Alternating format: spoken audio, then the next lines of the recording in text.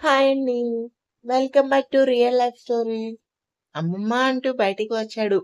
నీతో మాట్లాడాలి నాన్న అని ముందుకు నడిచింది.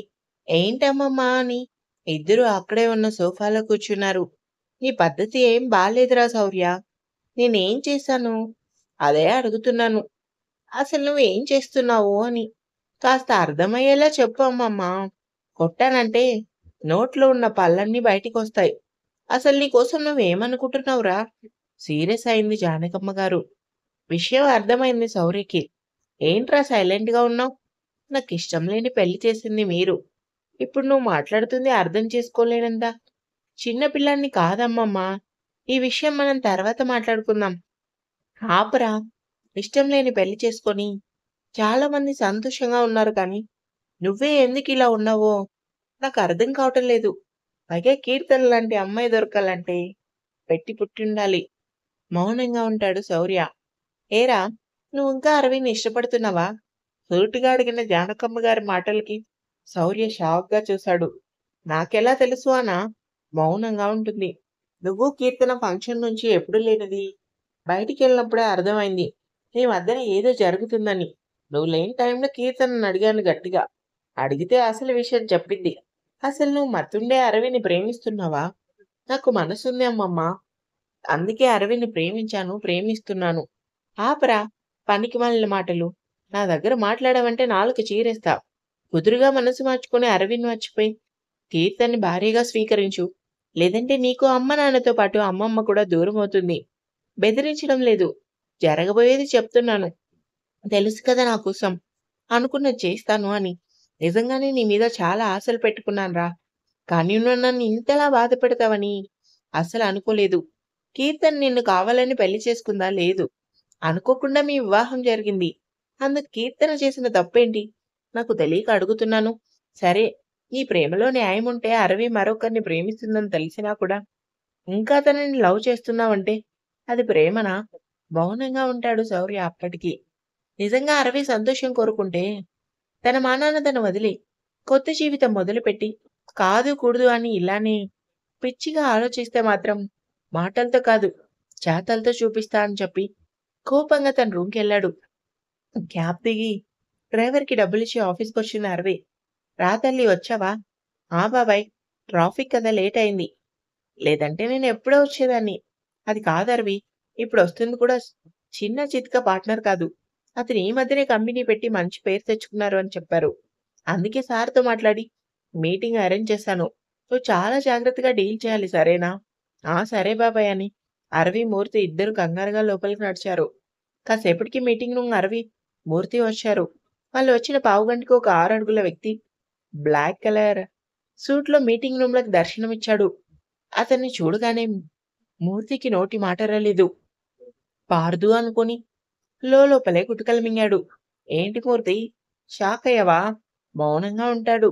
మీరెందుకు సార్ మా ఆఫీస్‌కొచ్చారు? అన్ని వివరాలు తెలిసే కదా! నువ్వు మీ బాస్‌తో నాతో మీటింగ్ అరేంజ్ చేసింది. ఇంతకీ ఎక్కడ మిస్టర్ రణధీర్ వర్మ? అని మూర్తి పక్కనున్న అరవింద్ చూడగానే పార్దుకి నోటి మాట రాలేదు. అప్పటికే అరవి ముఖం కోపంతో రగిలిపోయింది. చేతి పిడికిలి బిగించి ఉబికొస్తున్న కన్నీటిని ఆపుకుంది. సార్ నాకు డీటెయిల్స్ ఇచ్చి బియ్యం కంపెనీ. ఆ కంపెనీలో 70% నావే షేర్స్. సో నేను రాక ఎవరొస్తారు? అని నవ్వుతూ అరవి కన్ను కొట్టాడు. అప్పటి వరకు మౌనంగా ఉన్న అరవి ఇంక ఉండబడ్డ లెక్క పార్దు ఎదురుగా వచ్చి చాచిపెట్టి అతని చెంపపై కొట్టింది. ఊహించని చర్యకి మూర్తికి నోటి మాట రాలేదు. అమ్మా అరవి! ప్లీజ్ బాబాయ్! ఈ నీచుడితో నేను మాట్లాడాలి అని పార్దు షర్ట్ కాలర్ పట్టుకొని ఎంత మోసం చేశావురా? అసలు మనిషివేనా నువ్వు? ఎంత ధైర్యముంటే నా జీవితాన్ని నాశనం చేస్తావు? చెప్పరా చెప్పు. ప్రేమన్న పేరుతో ఎందుకు నన్ను మోసం చేశావు? ఎందుకు నా జీవితంతో ఆడుకున్నావు? నీ కారణంగా ఇప్పుడు నేను ఎంత నరకం అనుభవిస్తున్నానో నీకేం తెలుసు? నాకైతే నిన్ను ఇప్పటికిప్పుడే చంపేయాలనుంది అని నోటికొచ్చిన బూతులన్నీ తిట్టింది అరవి. జరుగుతుంది చూస్తున్న మూర్తికి నోటి మాట రావటం లేదు. అరవి గొడవ పడుతుంది. ఎవరితో తెలిస్తే తను ఏమైపోతుందో అని భయపడ్డాడు. కాళ్ళు చేతులాడక వెంటనే తన ఫోన్ తీసుకొని బయటికి వచ్చాడు. నుదుటిన పట్టిన చెమటలు తుడుచుకొని వెంటనే రానాకి కాల్ చేశాడు. మంచి నిద్రలో ఉన్న ఫోన్ కాల్ డిస్టర్బ్ చేయడంతో విసుగ్గా ఫోన్ లిఫ్ట్ చేశాడు. సార్ నేను మూర్తిని. చెప్పు మూర్తి. రానా మాటల్లోనే తెలుస్తుంది. ఎంతలా నిద్రపోతున్నాడు. సార్, ఆఫీస్‌లో మీటింగ్ ఉందని చెప్పాను కదా! VM company. అవును. అదే ఆ కంపెనీ షేర్స్ అన్నీ కొనేసి మన ఆఫీస్‌కి పార్ట్నర్‌గా వచ్చింది ఎవరో కాదు సార్. పార్దు అని మూర్తి అనగానే రానా ముఖం ఎర్రబడింది. మూర్తి, అవును సార్. పార్దు ఎవరో మీకు నాకు రాధికమ్మ గారికే తెలుసు కానీ, ఇక్కడ అరవి మాత్రం పార్దుతో గొడవ పడుతుంది సార్. తను మీ తమ్ముడు. మూర్తి, కోపంగా అరిచాడు రానా. Sorry sir. కానీ అరవికి మీ విషయాలేవి తెలీదు కదా! మీరు ఆఫీస్‌కి రండి సార్. నాకేం చేయాలో అర్థం కావటం లేదు అని మూర్తి అనగానే, రానా వెంటనే ఫోన్ కట్ చేసి తన కారు కీస్ తీసుకొని ఆగమేఘాల మీద ఆఫీస్‌కెళ్ళాడు. షర్ట్ కలర్ పట్టుకుని గుంజిస్తున్న అరవిని ఒక్కసారిగా మీదకి లాక్కున్నాడు పార్దు. ఊహించని చర్యకి షాక్‌గా చూసింది అరవి. ఏంటే ఊరుకుంటున్నాను కదా అని మరీ ఎక్కువ చేస్తున్నావు. నచ్చావు, తిరిగాను, వాడుకున్నాను. అంతవరకే. ఇద్దరి మధ్య జరిగింది కామన్. దానికే ఎందుకు పెద్ద పెంట చేస్తున్నావు? కావాలంటే నీతో ఇంకో నెల రోజులు గడపటానికి నేను రెడీ. చెప్పు. మళ్ళీ స్టార్ట్ చేద్దామా మన లవ్ అనగానే అరవి కోపం తారస్థాయికి చేరుకుంది. చాచిపెట్టి పార్దు చెంపపై కొట్టింది. నవ్వాడు పార్దు. ఛీ! నీలాంటి వాడినా నేను ప్రేమించింది. నీ మీద పోలీస్ కేసు పెట్టి నిన్ను జైల్లో కూర్చోబెట్టి ఊచలు లెక్కపెట్టేలా చేయకపోతే నా పేరు అరవినే కాదు. కోపంగా అన్న ఆమె మాటలకి పార్దు చిన్నగా నవ్వాడు. ఏంటి? నువ్వు నా మీద కేసు పెడతావా? ఏమని పెడతావు? వీడి పక్కలో పడుకుని మోసపోయానని చెప్తావా? రేయ్! ఏ ఆపు! అని అరవిని మీదకి లాక్కొని నీ కోపం బలుపు చూశాక నిన్నస్సలు వదలాలనిపించడం లేదే. నీ ధైర్యం, నీ తెగింపు నాకు బాగా నచ్చింది.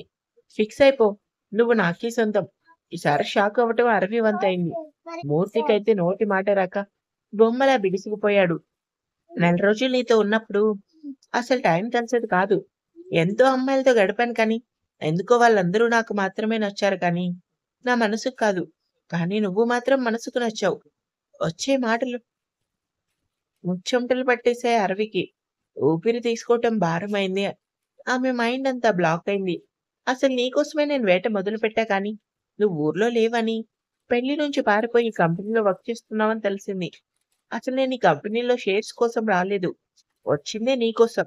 నా లక్ ఏంటంటే, నువ్వు ఇంకా నన్ను మర్చిపోలేదు. బాగా డిస్టర్బ్ చేశానా? నా కోసం అంతలా వెయిట్ చేసావు? నవ్వుతూ అడిగాడు.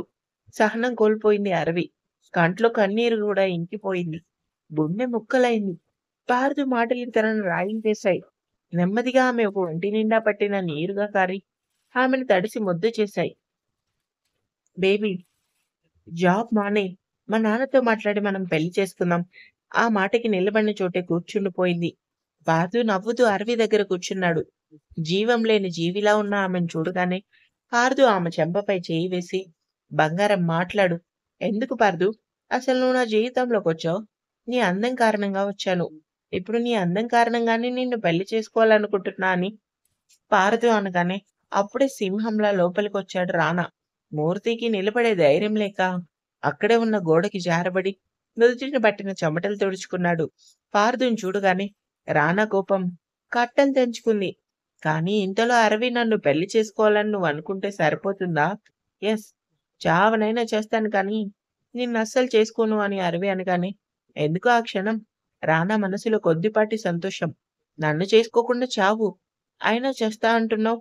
నన్ను కాదని నీ చావే గతే పిచ్చిదానా అని పారదు అనగానే రానా ముందుకు వచ్చి అరవి జబ్బ పట్టుకొని విసురుగా పైకి లాక్కొని పారదుని చంపేసేలా చూశాడు.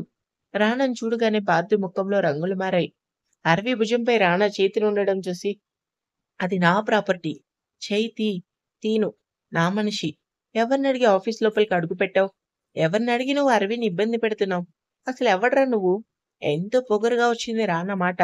పార్దుకి కుతకుతలాడిపోయింది. చూడు, నేనొచ్చింది. Just shut up. పార్దు గెటౌట్. నా ఆఫీస్ నువ్వు ఇంకొక్క క్షణం ఉన్నావంటే అక్కడ నీ బాబుకు నిద్ర ఉండదు అని రానా అనగానే పార్దు పిడికిలి బిగించాడు. తను మీ బాబు అన్న విషయం మర్చిపోకు మిస్టర్ రానా. ఆపు. ఎప్పుడైతే మీ అమ్మ వచ్చింది, మా జీవితాల్ని అల్లకల్లోలం చేసిందో, అప్పుడే నాకు నాన్న ఉన్నాడన్న విషయం మర్చిపోయా. నువ్వు కొత్తగా బంధాల గురించి నాకు గుర్తు చేయాల్సిన అవసరం లేదు. ఒకవేళ చేస్తే ఊహించని విధంగా మీ జీవితాల్లో తుఫానొచ్చేలా చేస్తా. మర్యాదగా వెళ్ళు. లేదంటే అని మూర్తికేసి చూశాడు. అప్పటికే భయంతో బిక్కసచ్చిపోయి గోడకు అతుక్కుపోయాడు మూర్తి. రానా చూపు చూడగానే కంగారుగా ముందుకు వచ్చాడు. ఫోన్ చేయి కృష్ణకి. కొడుకుని హద్దుల్లో పెట్టుకోమని చెప్పు. లేదంటే ఈ రానా అన్నంత పని చేస్తాడు అని. అవసరం లేదు రానా అని కోపంగా అరవింద్ ఒక చూపు చూసి అక్కడి నుంచి వెళ్ళాడు. తుఫాను వచ్చి వెలిసినట్టయింది మూర్తికి. ఊపిరి తీసుకోవడం కూడా కష్టమైంది అరవికి. స్పృహ కోల్పోయి రానా భుజంపై వాలింది. ఏ ఇడియట్! ఏమైందే అని కంగారు పడ్డాడు. మూర్తి కూడా కంగారుగా అరవిని పిలిచాడు. సార్, ఆ పార్థుని చూసి షాక్ అయినట్టుంది. అందుకే స్పృహ కోల్పోయింది. కంగారు పడకండి సార్. కాసేపు తను రెస్ట్ తీసుకొనిస్తే సెట్ అవుతుంది. మూర్తి, ఏంటి సార్? పార్థు వచ్చిన విషయం అమ్మకి తెలియకూడదు. తెలిస్తే తెలుసు కదా ఏం చేస్తానో. సార్, నేనెందుకు చెప్తాను? ఈవినింగ్ ఇద్దరం బయటికెళ్ళాలి. నువ్విక్కడే ఉండు, వర్క్ సంగతి చూసుకో అని చెప్పి అరవింద్ తీసుకొని తన ఛాంబర్‌కెళ్ళాడు. స్టాఫ్ అందరూ షాక్‌గా చూశారు. అరవిని రానా ఎత్తుకొని వెళ్ళటం అందరికీ నోటి మాట రాలేదు. అరవికి, రానాకి మధ్యన ఏదో ఉందని చిట్ చాట్ మొదలుపెట్టారు కానీ వాళ్ళకి తెలీదు కదా! వాళ్ళిద్దరూ బావామరదళ్ళు అని. ముందు ముందు ఆ పార్దు వల్ల వాళ్ళిద్దరి జీవితంలో అల్లకల్లోలమవుతుంది అని. తన పర్సనల్ రూమ్‌కి తీసుకొచ్చి బెడ్ మీద పడుకోబెట్టి ఏసీ ఆన్ చేసి ఆమె పక్కన కూర్చున్నాడు. అరవి ముఖం చూస్తేనే అర్థమవుతుంది తను ఎంత బాధపడుతుందో. నాకంతా అర్థమైంది. అరవింద్ నీ జీవితాన్ని నాశనం చేసింది పారుతూనే. నిన్నంతలా బాధపెట్టి నీకు నరకం చూపించిన వాడికి ఎలా బుద్ధి చెప్పాలో నాకు బాగా తెలుసని కోపంగా పిడికిలి బిగించి బెడ్ వెనక్కి జారబడి కళ్ళు మూసుకున్నాడు. ఒకటి కాదు, ఎన్నో ఆలోచనలు జరగబోయే పరిస్థితులు తలుచుకోగానే రానా మనసు బాధతో మూలిగింది. ఈ విషయం అమ్మకు తెలిస్తే అరవిని కోడలిగా యాక్సెప్ట్ చేస్తుందా? ఇంకా ఉంది. నచ్చితే సబ్స్క్రైబ్ చేసుకొని లైక్ చేయటం అస్సలు మర్చిపోవద్దు.